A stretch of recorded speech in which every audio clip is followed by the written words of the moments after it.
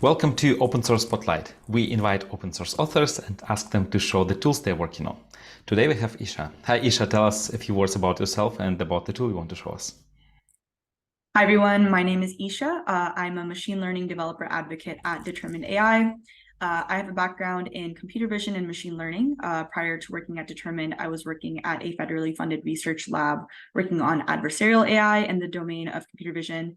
And prior to that, I was doing some research on large-scale computer vision in undergrad. And now I work at Determined AI. So Determined AI is an open source machine learning development platform. So today I'd love to talk to you about Determined, give you a walkthrough and talk about some of the features, as well as show you a demo of how to get started using Determined. So I'll go ahead and share my screen now.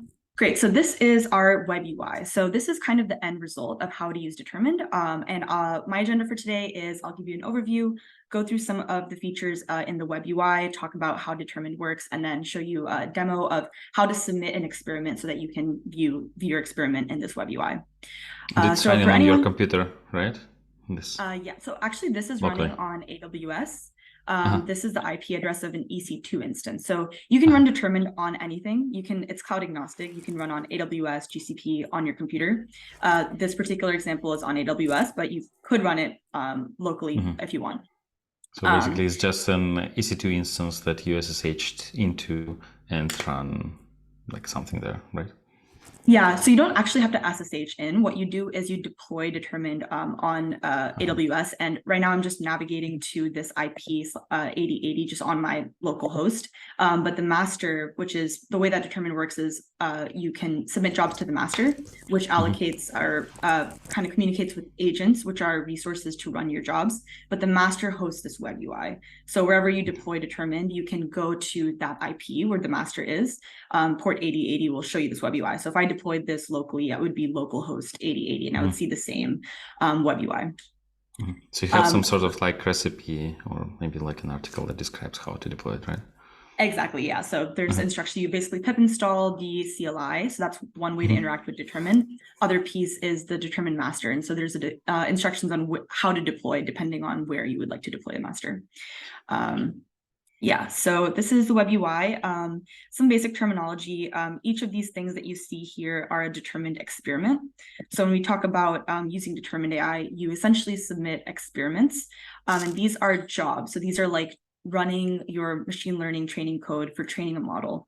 An experiment can be anything from a collection of trials in a hyperparameter search. I can explain that if the audience is not familiar, but it can be that, as complex as that, or it can just be one run of a machine learning piece of machine learning training code with one trial. Either way, it's the basic unit of submitting a job to Determined is called an experiment. So you see all of your submitted experiments here.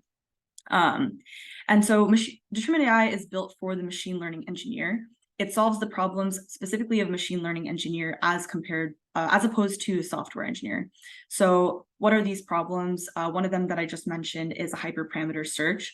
So if you're training a machine learning model, what this means is sometimes you might need to search through different configurations for internal parameters of your model, and those are called hyperparameters. Machine learning engineers can set this up on their own. There's lots of different ways to do hyperparameter search, like, for example, randomly searching through a bunch of different values. You can also just sequentially search through a range of values. That's called a grid search. But there are also more complex ways that you can do it that offer you better results, especially at a large scale. But the trade-off is that that's really difficult to set up. So one of the features that Determined offers is a built-in hyperparameter search. This is called adaptive Isha. So what I'm showing you here is an example of running that hyperparameter search.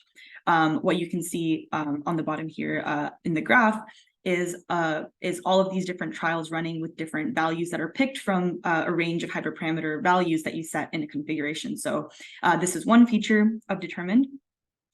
Another feature is distributed training. So distributed training refers to distributing your machine learning training code across multiple GPUs. This is useful, especially in this day and age when it comes to training large models like LLMs, and the training is not able to fit on just one GPU node. And so setting that up is also really difficult for machine learning engineers using native Python and libraries like Torch multiprocessing, just because it's just setting up the distributed training might be easy, but taking care of things like fault tolerance, like when one GPU goes down, how to save your training job and save checkpoints, meaning save the state of your model once if your cluster fails in any way, shape, or form. That is difficult to handle. So fault tolerance. Another feature of Determined is to basically make that distributed training simple for you. So you don't have to set up the infrastructure code yourself. We offer that out of the box. One other thing I'll mention is checkpointing. So when you're training a model, when you're a machine learning engineer, you might need to checkpoint your model over the course of training. That means saving files. So you can save files locally, you can save files on your AWS instance, just basically saving the state of your training as you're training your model. And at the end, you want to save the best checkpoint. There's lots of different ways you as an engineer could set this up, but again, it's setting up infrastructure code. It's kind of a hassle. So Determined automatically checkpoints your experiment. There's settings that you can configure that allow you to define the checkpoint policy. So what do you consider the best checkpoint? How often would you like to save your checkpoints? How many checkpoints would you like to save? So this is another feature of Determined. And then you already saw the visualization that I mentioned here. So if you're familiar with tools like weights and biases or TensorBoard, those are other examples of ways you can visualize your training. The advantage with Determined is that all of these things that I mentioned, with the hyperparameter search, distributed training, visualization, they're all kind of in one place for you. So this is, like I mentioned, this is an infrastructure platform for you to train your models. So that's an overview of the WebUI. I'll pause here if there's any questions for now. But if not, I'll continue to, well, when you started showing the experiments, the first thing I had in mind was MLFlow, but MLFlow is only used for tracking experiments, right? So MLFlow does not run the experiments. It does not run itself, these experiments, right? While Determined actually does run the experiments, and also you kind of get both things, right? So it does provide the compute where you train, and then at the end of each experiment, it also records the like all these numbers, all these metrics that you care about, right? Yep, exactly. I think that's pretty much that summarizes it well. We'll say we don't offer the exact like the compute itself. It's kind of bring your own compute with the community edition. What I meant is yes, exactly. It orchestrates this, right? Exactly. Right. While MLFlow doesn't care about compute at all. It just, okay, here's a number, I will keep this number, I will display this number, and it's up to you. Like, it doesn't matter for MLFlow where this number is coming from, whether it's like a local laptop or EC2 instance or whatever, right? While for you, what I understood, like when you submit a job, then there is like some sort of cluster with compute, and then like Determined submits a job to that cluster. Well, by the way, do you use something like Kubernetes under the hood? You can deploy Determined on Kubernetes. I personally have not done that before, but there definitely are instructions in their docs. People do use it on top of Kubernetes. So it can be like any container orchestration system, I guess. Like when it comes to AWS, it could be like maybe ECS or SageMaker or something like that, right? That's a great question. I have not used Determined on top of SageMaker. I think they're kind of like adjacent tools. Like SageMaker is like comparable to Determined. But yeah, I think you can use any container orchestration, or there's at least a lot of flexibility with that. So definitely lots of documentation there. So yeah, I'll continue going over the WebUI, and then I will jump into the demo. So we have a few more things here that you can use. There's one thing called the model registry. This is for keeping track of your models. So you saw a bunch of like uncategorized experiments here. Let's say you're interested in saving one particular model checkpoint. Where you can save that is within this place called the model registry. So you can name a model, you can register different versions of that model to the same name. This is just to help you keep track of your models.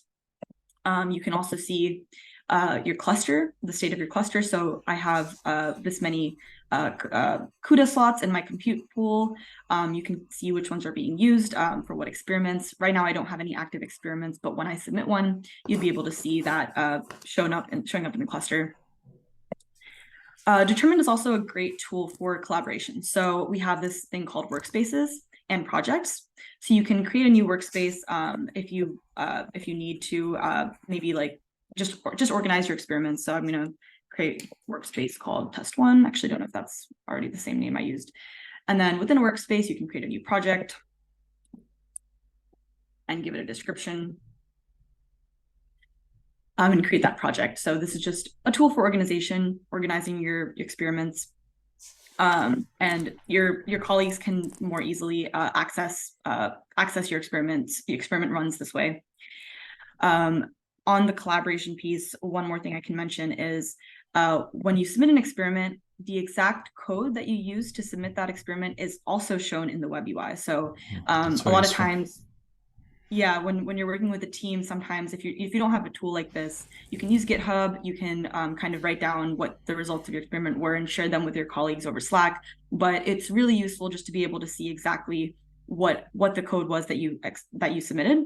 So you can just tell your colleague, like, let's go take a look at trial 18,771 of experiment 1007, and this is there's no ambiguity there. So this is a great feature for collaboration. So yeah, this is what experiment submission looks like, and I can go into the code and kind of describe how it is that you actually use determined and submit an experiment. So there's tons of different ways to use determined. One of the most popular ways is using something called the high-level APIs or the trial APIs. What the trial API is essentially a wrapper around an existing Python script or machine learning training script. And let me hide the video panel really quick.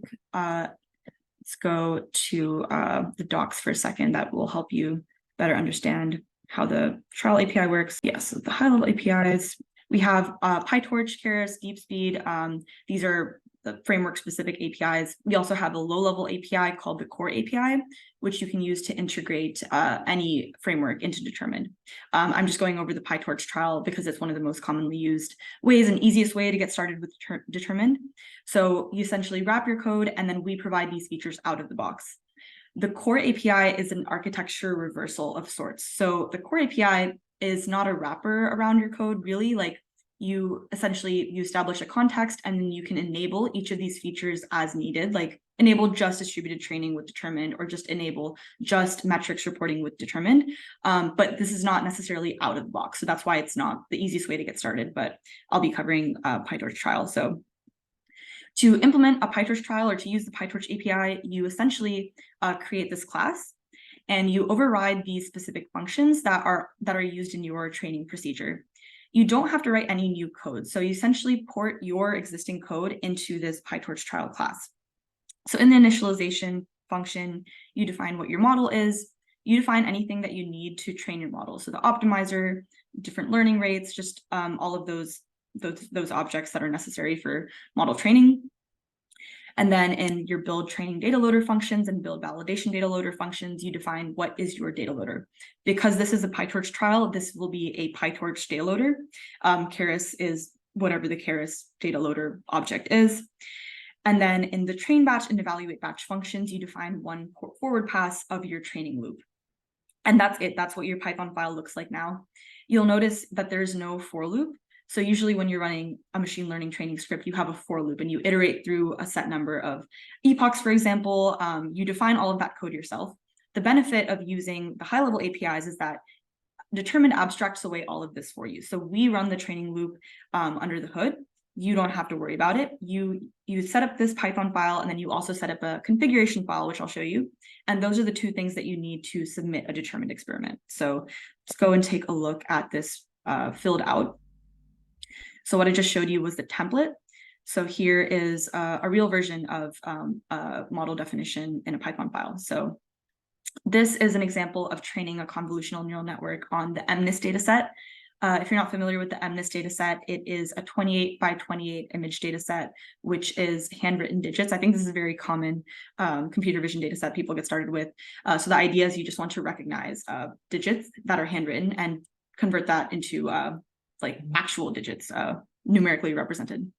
So basically in the initialization, we have a few basic things. We have the determined context. We have a download directory. We have the model. So this is a convolutional model. We have some convolutional layers, and you'll notice that we're getting the hyperparameters from this context. I'll explain what that is in a second. This is basically getting it from our configuration file. Yeah, some max pool, just a standard convolutional neural network. We also have an optimizer. So we also have our context that is wrapping this optimizer so that determined is aware of the optimizer, but this is just a standard PyTorch optimizer. And then within the training data loader functions, we essentially get the data set, return the data loader. Same for the validation data loader. And then in train batch, we have just essentially what would have been in your for loop, just without the for loop. So give your data to the model, get the output, get the loss, step the optimizer. That's essentially one pass of training. And then same exact thing for evaluation, except now it's just getting the data, the output from your model, calculating the loss, getting the accuracy prediction for that batch. So that is what the training script looks like now. Very short. Actually, the original script is usually like twice the number of lines. Like this is 107 lines. The original script might have been something like 200 lines at least, just with all of the other orchestration that you have to do. Like I mentioned, like the for loop, hyperparameter search, things like that. So you can already see that this kind of like takes away a lot of work, like infrastructure work that you'd have to do as an engineer. So you need that one file. And I mentioned you need also a configuration file. So in the configuration file, you define all of the other parameters of this experiment. So you can give your experiment a name. We've named this one MNIST PyTorch Adaptive Search. It's optional. You can get your data from an S3 bucket if you want. This example uses an S3 bucket. You can define your hyperparameters. So here we're doing a hyperparameter search in this adaptive.yaml configuration. There's also an example of a simple configuration where you have set hyperparameters, so you're not searching, these are just defined. That's also a possibility, and you just set your searcher to a single, which means like don't do hyperparameter search, but I'll show you a more interesting example. So you can set ranges. So for the learning rate, if we want to search between 0.0001 to 1.0, that's the range that you can set. Same thing with the number of filters and your convolutional layers. Same thing with dropout. And then all you have to do to enable our hyperparameter search is set adaptive Isha as the name of your searcher in this config file. And you don't have to do anything else, like determined orchestrates all of this for you. Another thing that I mentioned before was the distributed training. And that's also really easy to set up via configuration file. All you do is define your resources and number of slots per trial as the number of GPUs that you would like to distribute training across. But you'll notice that in the Python file, we don't have any multiprocessing libraries or any multiprocessing code that we actually have to deal with. So that's what I meant by this is out of the box, like features that are offered by Determine.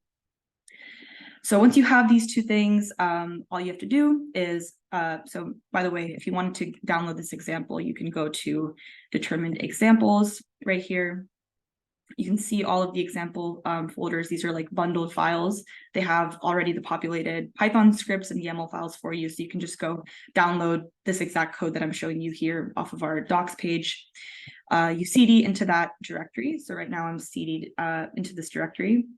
We mentioned earlier that you can run this anywhere, right? So I'm running currently my master on an AWS instance. So what you have to do is export environment variable called det_master to the IP address where it's running. So I've already done that. Let's just make sure that that's set. So here you can see the IP address. Det_master defaults to localhost. So that would be just if you were deploying Determine locally. But once you set that variable, you can use the command line to submit an experiment. That syntax is very easy. It's det e or experiment create. And you have to pass in just two things. Which configuration would you like to submit? Let's run an adaptive search. And then you also specify which directory your model def.py is located in. And since we're already in that directory, I'll just pass in current directory. And then that is the command to submit an experiment to your master. It'll tell you that it created this experiment for you. Then let's go back to our WebUI, same IP address, port 8080, and now you can see that the experiment is running in the WebUI. So that will take a minute to start up. And in the meantime, while we're waiting for that, a really cool feature of Determine is preemption. So the ability to pause and resume your experiments.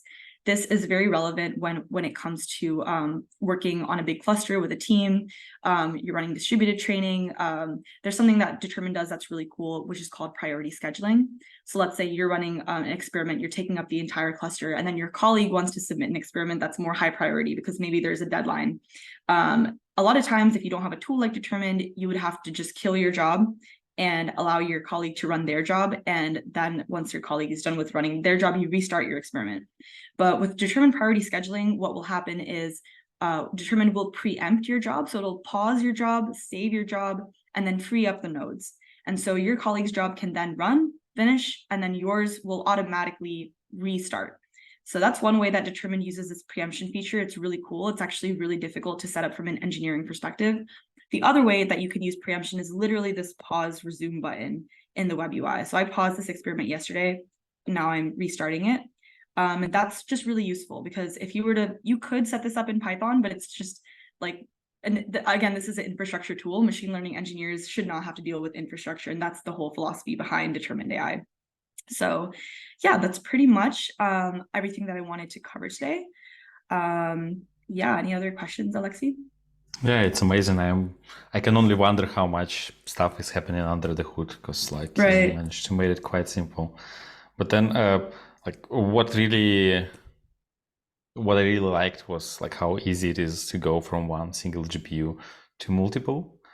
Right. All you do is just change like from single like usual mode to distributed mode. That's amazing because I know like it's not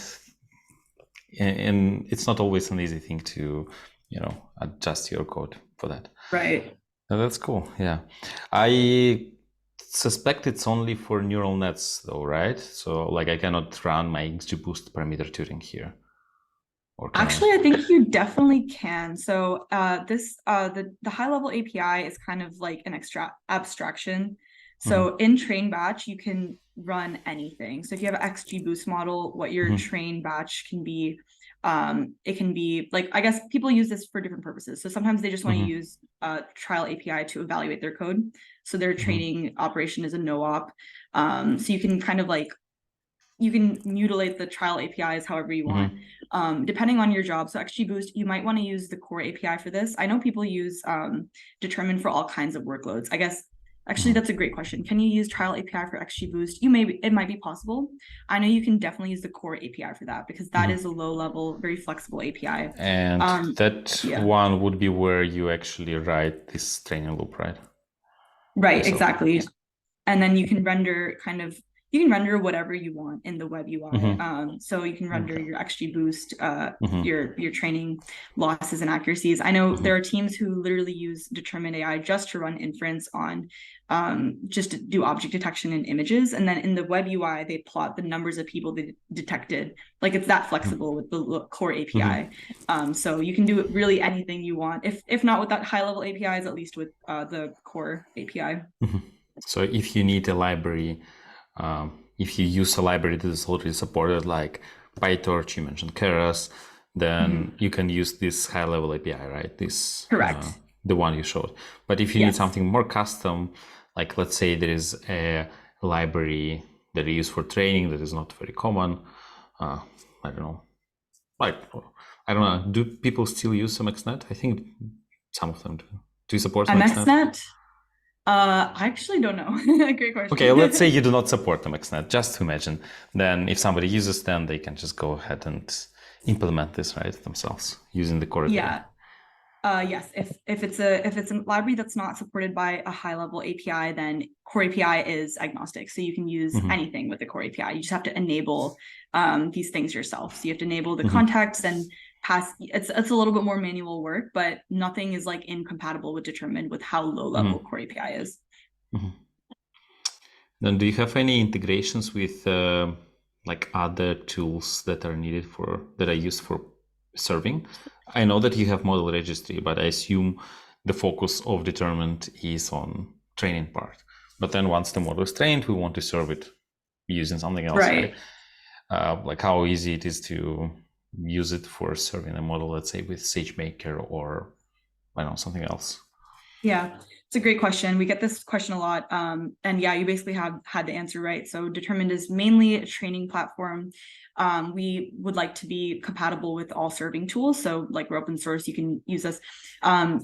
We don't have a built-in serving tool. It's really easy to download a checkpoint given our API. So you can download any checkpoint from any experiment and then use it in any using any serving tool of your choice, but we don't have anything built in as such. So I assume it would be similar to MLFlow model registry, where you say, okay, like I need this model, production version of this model, staging version, and you just download the artifacts, the model files, right, and serve with whatever tool you want. Exactly. Cool. Wow, I think I ran out of questions. Great. Awesome. Yeah, I hope that everyone enjoyed this demo. I definitely would recommend joining the Determined community. We have a Slack channel where all of our community members talk about issues they're having with Determined. You can just chat about what projects you're using Determined for. So I can share the link with you, Alexi. But yeah, thank you so much for having me. Yeah, well, actually, I ran out of questions regarding the actual tool. Oh, okay. But yeah. I still have a few. So like I see that this is like a large tool. So probably there are many people who work on that. And I'm wondering how many people are working on this tool. I think our team is about 100. 100, okay. That's impressive. Like it's a very large project indeed. And if somebody wants to contribute, so somebody who is not in the core team, but since it's open source, somebody wants to contribute, how do they go about that? Great question. So we have a GitHub repository with a contribution policy. So you can, open source contributions are definitely welcome here, and they're outlined in our GitHub. The way you get to our GitHub is determined.ai. That's our website. Click on the GitHub link. So you can just navigate here. Yeah, and then go ahead and read the README, and that's the best way to get started contributing. Do you take part in Hacktoberfest? I don't believe so. I'm actually not super familiar with Hacktoberfest. So it's like during October. So first of all, you create an issue and you give it a label Hacktoberfest, and then it becomes discoverable. Right? And then people who take part in Hacktoberfest, they can find this issue, and then they can discover this issue and contribute something. But it probably should be something relatively simple. Gotcha. So that's very cool. That's what I know about this. So last question, do you have any advice to anyone who's watching this? Any advice to anyone who's watching this? I guess good question. So if you're interested, I guess, in machine learning, ML ops, I would definitely recommend just getting involved in communities. Like I mentioned the Determined community, but there's lots of other communities. I learn a lot from them. So ML ops community is another one. There's a lot of like Twitter subreddits that are talking about machine learning tools. So I would recommend just getting involved in the community and talking to other machine learning engineers, just so you can broaden your own knowledge and help us improve our tools for you. So this just helps everyone out. So yeah, I'd recommend finding communities of tools you're passionate about, and just in general, and talking to us as well. So that's the advice I'd give. That's great advice. So Isha, thanks a lot for joining us today, for doing the demo. And for everyone who is watching, please do not forget to give them a star. This is a great tool. Try it. Thank you so much. Yeah. Well, yeah. Goodbye, everyone. Bye.